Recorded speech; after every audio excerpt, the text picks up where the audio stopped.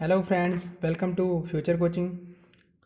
Modern history की जो series है वो हम लोग दोबारा से शुरू कर रहे हैं। पिछले लेक्चर में हम लोगों ने पढ़ा था बैटल ऑफ प्लासी। तो बैटल ऑफ प्लासी में हम लोगों ने देखा था कि अंग्रेज़ लोगों ने सिराजुद्दौला को हरा दिया था। अब सिराजुद्दौला को हराने के बाद उन्होंने बंगाल का नवाब बनाया था मीर ज़फ़र को। लेकिन मीर ज़फ़र ने क्या किया, उसे लगा कि अब जो है मतलब अंग्रेज़ लोग हमसे रुपए ज़्यादा ले रहे हैं और काम कुछ कर नहीं रहे, तो उसने पैसे देने से अंग्रेज़ों को मना कर दिया था। उल्टा अंग्रेज़ों से हिसाब किताब मांगने लगा था। तो मीर ज़फ़र को उन्होंने हटा दिया था। उन्होंने क्या किया, फिर उसके बाद मीर ज़फ़र के जो दामाद थे मीर कासिम, उनको बंगाल का नवाब बना दिया। अब मीर कसम कासिम को भी एक टाइम पे ये लगा कि मैं भी जो हूँ सही नहीं हूँ यहाँ पे, क्योंकि उसे लगा था मैं इंडिपेंडेंट नहीं हूँ। तो मीर कासिम अपने आप को इंडिपेंडेंट करने की कोशिश करने लगा। इनफैक्ट मीर कासिम लास्ट नवाब था बंगाल का जिसने अपने आप को इंडिपेंडेंट करने की कोशिश करी। इसके बाद जितने भी बंगाल के नवाब बने उन्होंने अपने आप को इंडिपेंडेंट करने की कोशिश तक नहीं करी। ये पॉइंट आपके लिए नोट करने वाला है, ठीक है। तो जाहिर सी बात है, जब मीर कासिम अपने आप को इंडिपेंडेंट करने की कोशिश करेगा तो बैटल हुई थी, तो तभी हुई बैटल ऑफ बक्सर। लेकिन बैटल ऑफ बक्सर से पहले भी लड़ाई हुई थी मीर कासिम और अंग्रेज़ों की, तो उसमें मीर कासिम हार गया था। जाहिर सी बात है हार जाएगा, तो भाग के चला गया अवध के नवाब के पास।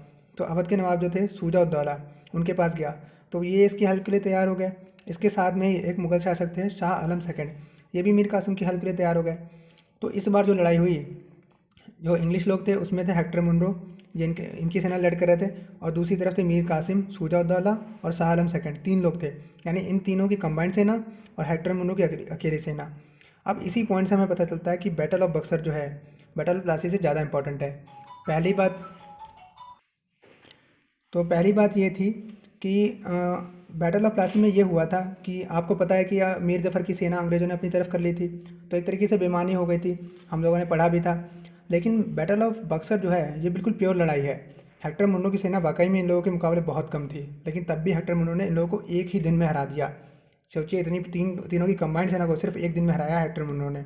और इतना मतलब इनके लिए इतनी बड़ी जीत थी कि इन्हें समझ में भी नहीं आया कि इसका फैसला कैसे करें। तो उन्होंने इस फैसले को करने के लिए रॉबर्ट क्लाइव को बुलाया। रॉबर्ट क्लाइव इंग्लैंड चले गए थे बैटल ऑफ प्लासी के बाद।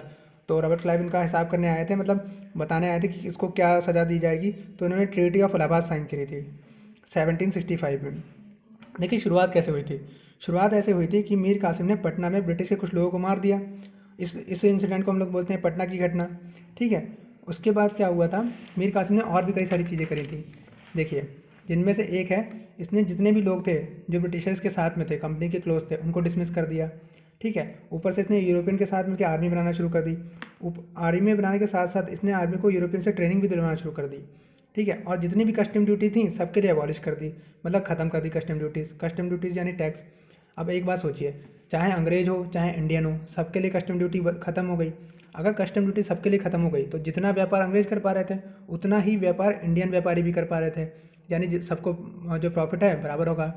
पहले क्या था कि सिर्फ अंग्रेज लोगों को कस्टम ड्यूटी ऑफ थी, तो उन लोगों को टैक्स देना नहीं पड़ता था, तो सिर्फ उनका फ़ायदा होता था। लेकिन अब इंडियंस के लिए भी जब टैक्स ऑफ हो गया तो उनको भी बराबर फ़ायदा होने लगा, यानी प्रॉफिट शेयरिंग बराबर होने लगी।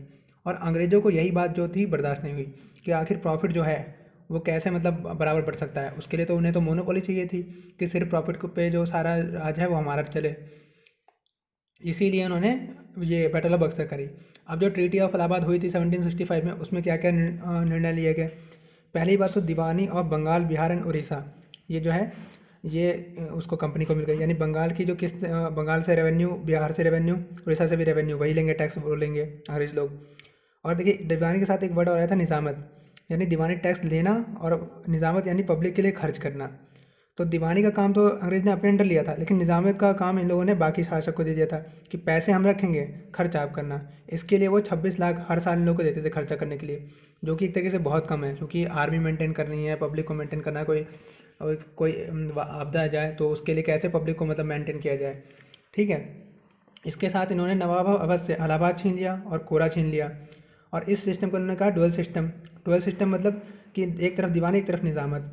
इसके अलावा उन्होंने क्या किया था, अवध के नवाब से 50 लाख रुपए लिए थे कि आपने जो है लड़ाई लड़ी है, डैमेज किया है, तो 50 लाख रुपए दीजिए, ठीक।